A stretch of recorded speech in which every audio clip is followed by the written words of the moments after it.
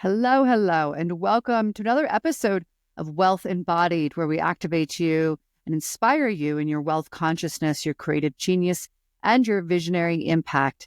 I'm your host, Alara Sage, and today is a solo episode, just you and me.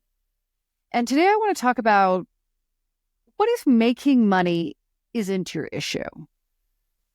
What if making more money isn't the solution? What if the problem is about holding the money? Truth is that about 70% of lottery ticket winners go bankrupt within anywhere from 6 months to the first year or so after winning the lottery.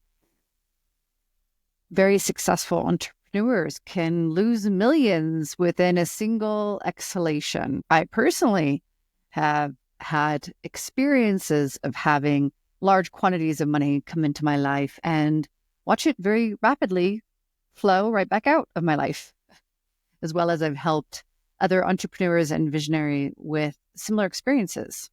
So why is this? Why is it that perhaps the more money you make, the more money you spend, even if, and this is one of the catchers, even if it's seemingly through bills, expenses, because sometimes it can show up as, oh, now all of a sudden my car broke down, right? An unexpected expense.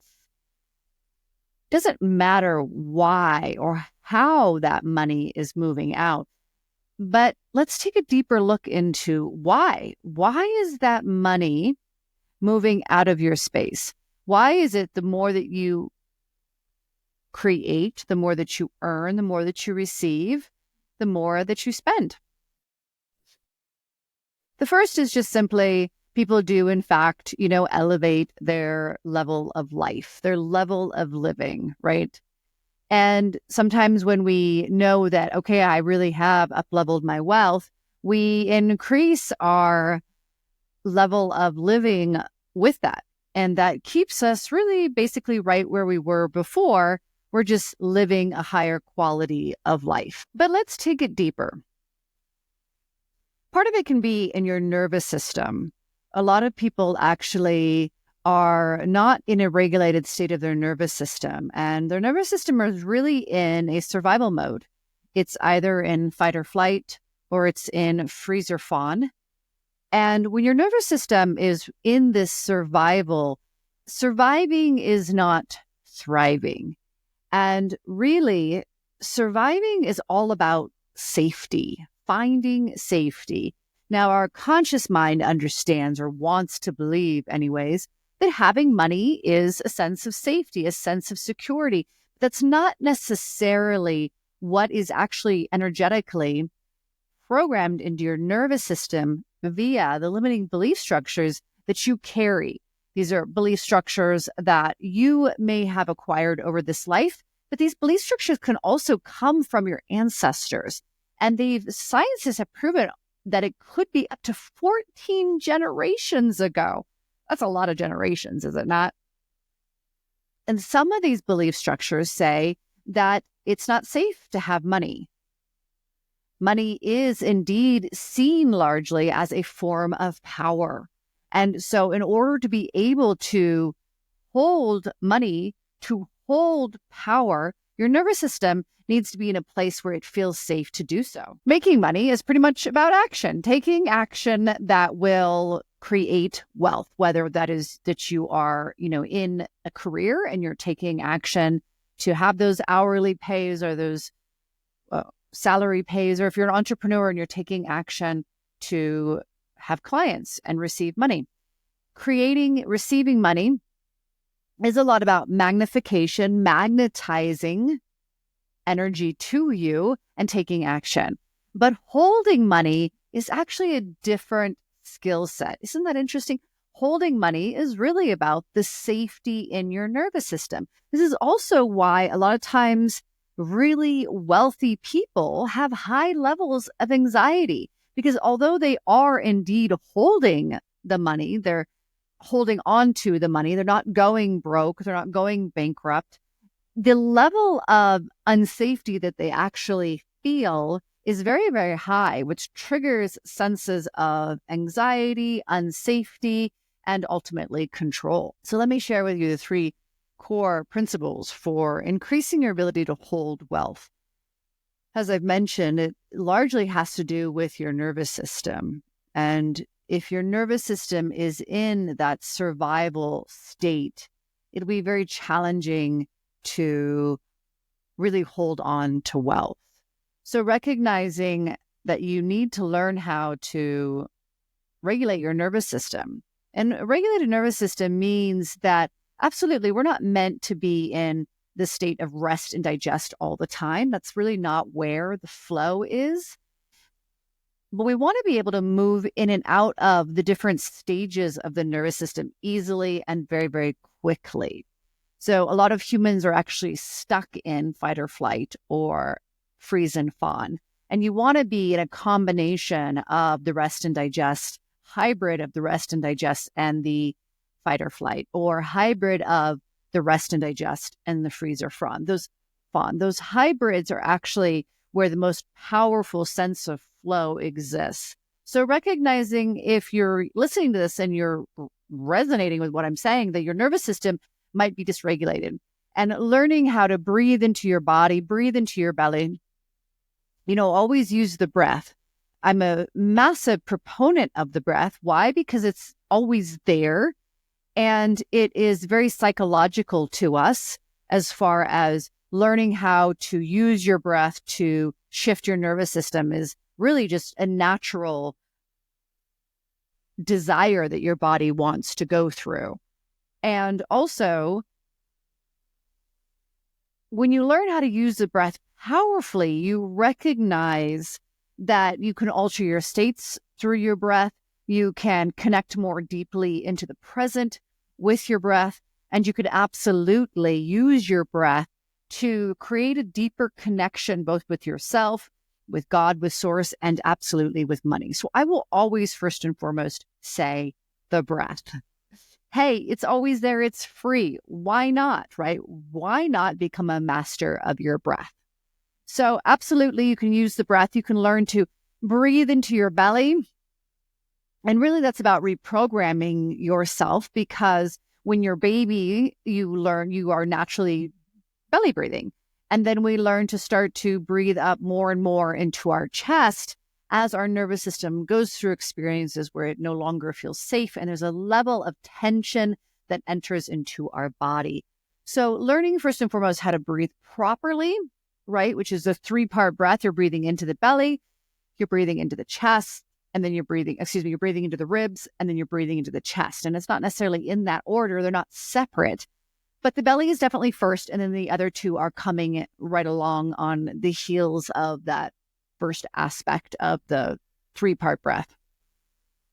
So really reprogramming yourself where you are naturally breathing in that way, but also understanding that there are breath techniques that you can play with that can shift you out of different states, as well as you can really take the breath much deeper to shift your nervous system, which helps you to shift limiting belief structures, fears, and trauma that are stored in your body that you may or may not even be aware of. And that's definitely something that I help my clients do very, very powerfully and transformationally. The second thing you want to be aware of is any beliefs of unworthiness. And, unworthiness isn't always apparent. Oftentimes, it's deeper within our subconscious mind. And let me just say this, unworthiness is something that all humans have. Different humans have it to different degrees. And as well as we can experience worthiness in a unique way for us, meaning some people might experience unworthiness more with regards to intimate relationships, others with regards to money, others with regards to career, others with regards to their body, their physical appearance. Regardless, it's going to be there in all aspects, but like I said, just different degrees. So recognizing in yourself, do you believe that you are unworthy? And ask yourself these questions, right? Do you believe that you're unworthy of money, of having, large quantities of money in your bank account?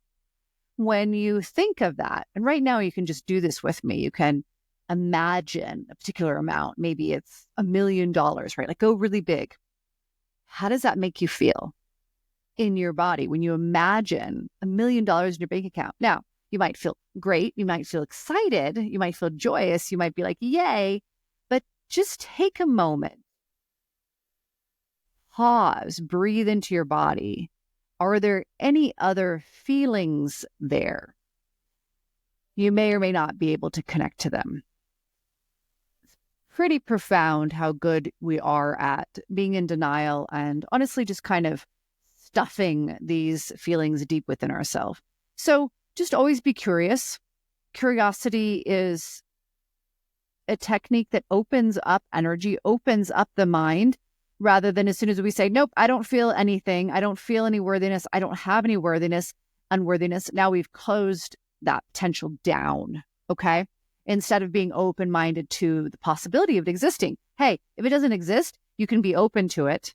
Nothing's going to happen, right? You're not going to create it because you're being open to it. So it's always more beneficial to be curious and open-minded. And then what is that level? Awareness is huge. What is that level? What is that thermostat for you of what you can hold?